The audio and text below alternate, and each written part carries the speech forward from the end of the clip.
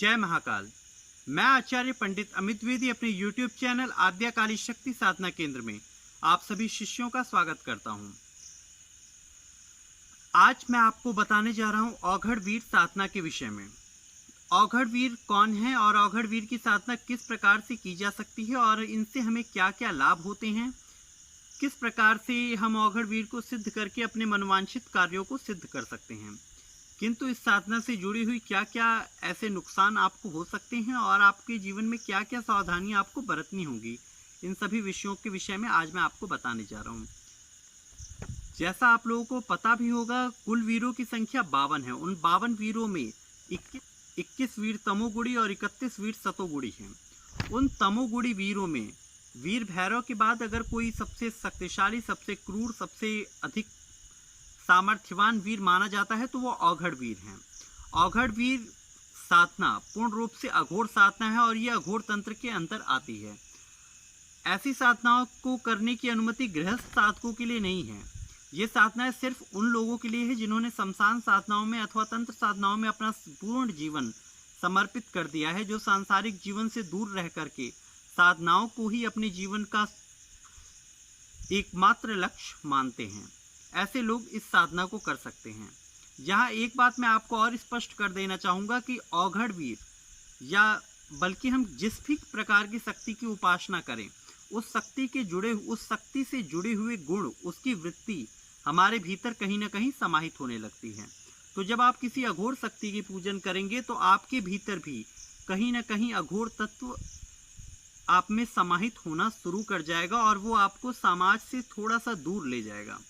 सामाजिक क्रियाकलापों से आप दूर हटते चले जाएंगे। समाज के बीच में आपको आनंद की प्राप्ति नहीं हो पाएगी और आप एकांतवास करने लगेंगे। ऐसी कुछ साधनाएं ऐसी हैं, उनमें से ये औघड़ वीर साधना उन्हीं में से एक है, जिसे करने के बाद आदमी के मन में स्वतः वैराग्य उत्पन्न होने लगता है और वो सांसारिक क्रियाकलापों से दूर हो जाता है या होने की चेष्टा करता है। तो इस साधना के माध्यम से आपको क्या क्या लाभ हो सकते हैं? दरअसल औघड़ वीर साधना करने का एकमात्र अर्थ सीधा सा ये है कि आप तंत्र की क्रियाओं में अजेय हो जाते हैं, क्योंकि औघड़ वीर एक ऐसी शक्ति है जिसे तंत्र की किसी भी विद्या के माध्यम से, फिर चाहे वो सुलेमानी विद्या हो, चाहे वो मैली विद्याएं हो या किसी प्रकार के तांत्रिक मंत्रों के अनुष्ठान हो, इनके माध्यम से औघड़ वीर को नियंत्रित नहीं किया जा सकता। ये किसी भी देवी देवता की आन नहीं मानते सिवाय अघोर शिव और काली को छोड़ करके।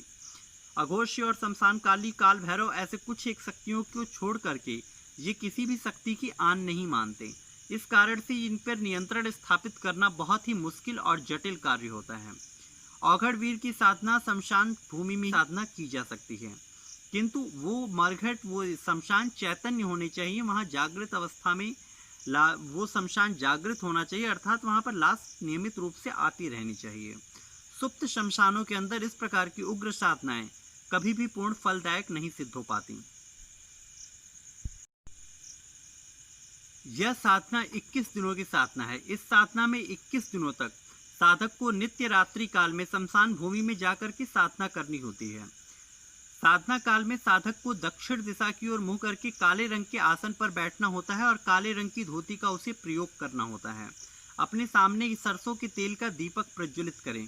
बकरी की कलेजी, देसी अंडा, भुनी हुई मछली, शराब, गांजा, या जो लोग गांजा नहीं दे पाते वहां वो सिगरेट का इस्तेमाल कर सकते हैं, इन्हें रखें। साथ में अगरबत्ती प्रज्वलित करें, गूगल की धुनी दें, गूगल और लोबान की धुनी दें। और हवन करने के लिए काली उड़द, अदरक, तेजपत्ता, लौंग, काली सरसों इत्यादि सरसों के तेल में और बकरे के रक्त में मिला लें। उसके बाद उसी से आपको नित्य प्रति आहुति देनी है। साधना काल में नित्य प्रति साधक को 1008 मंत्रों का जाप करके 108 आहुति देनी होती है। यह साधना वस्तुतः एक साबर मंत्र के माध्यम से पूरी की जाती है, इसलिए उस साबर मंत्र का आपको नित्य प्रति 1008 जाप और एक माला का हवन आपको नियमित रूप से सुचारू देना होगा, जिससे कि आप औघड़ वीर को प्रत्यक्ष कर सकें। सर्वप्रथम साधक शमशान भूमि में जाकर शमशान के जल से स्नान करें। स्नान करने के उपरांत वो अपने पुराने वस्त्रों को छोड़ करके एक वस्त्र, काले रंग का एक वस्त्र लपेट ले अथवा वो निर्वस्त्र होकर इस साधना को करें। किसी भी जलती हुई चिता के सामने आप अपना आसन बिछाएं और काले रंग के आसन पर उसके सामने बैठें। अपने मुंह में शराब भर के शराब चिता की 7 उल्टी परिक्रमाएं करें और उसके उपरांत अपने बाएं पैर की ठोकर मार करके चिता से एक लकड़ी को बाहर निकाल लें। जो जलती हुई लकड़ी आपने चिता में से बाहर निकाली है अपने बाएं पैर की ठोकर से, उस पे मुंह में भरी हुई शराब का कुल्ला कर दें। कुल्ला कर उस लकड़ी को बुझा दें और वही लकड़ी अपने आसन के नीचे रख करके आपको बैठ करके साधना करनी होती है। इस साधना काल में अपने सामने मिट्टी के खप्पर में बकरी की कलेजी, देसी अंडा, 5 मिठाई, फूल, इसके अलावा भांग के पत्ते, गांजा, धतूरे इत्यादि आप वहाँ नैवेद्य स्वरूप जो अघोर शिव को अत्यधिक प्रिय हैं, वो सभी नैवेद्य वहाँ पर अर्पित किए जाते हैं। इसके साथ वहाँ पर भगवान काल भैरव और माँ शमशान काली की पूजा आवश्यक है। बिना इन दोनों की पूजा किए आप कभी भी अवघड़वीर साधना में प्रयुक्त न हो, अन्यथा इनसे आपको हानि की संभावना है। सर्वप्रथम शिव से, काली से और भैरव से पूजन करके उनसे आज्ञा मांगे अवघड़वीर साधना को करने की। तदुपरांत आप बैठ करके काली हकीक की माला से साबर मंत्र, उस मंत्र का जाप करना प्रारंभ कर दें। मंत्र जाप पूरा होने के बाद उपयुक्त हवन सामग्री आपके पास उपलब्ध है उससे 108 आहुति दें और उस देसी अंडे को जलती हुई चिता की अग्नि में अर्पित कर दे, जिससे कि वो अंडा चटक जाए। अंडा के चटक जाने का अर्थ ये होता है कि देवता ने आपकी बलि को स्वीकार कर लिया है। शेष सभी वहाँ पे खप्पर का सामान वहीं खप्पर में छोड़ दें। सिगरेट जला करके छोड़ें। सिगरेट या गांजा जो आपके पास है वो आप जला करके किनारे रखें। और इस साधना काल में साधक को विशेष डरावने अनुभव होते हैं, क्योंकि जब अवघड़वीर प्रत्यक्ष होते हैं तो ये कभी भी साधक के सामने सहजता से प्रत्यक्ष नहीं होते। साधना काल के अंतर्गत कई बार ऐसा देखा गया है कि जाप करते समय में साधक को आभास होता है कि उसकी माला के स्थान पे कोई सांप है और वो सांप समझ के अपनी माला को फेंक देता है। इस प्रकार का अनुभव मेरे एक शिष्य के साथ हुआ था जो इस साधना को कर रहा था और उसे ऐसा लगा कि उसके हाथ में सांप आ गया है और ऐसी स्थिति में उसने माला उठा करके फेंक दिया। तो इस प्रकार से कुछ एक परीक्षाएं हो सकती हैं जिनमें साधक को दृढ़चित्त होना आवश्यक है, क्योंकि अगर थोड़ी सी भी चूक हुई तो वहाँ पे अवघड़वीर के माध्यम से आपको भीषण कष्ट प्राप्त हो सकते हैं।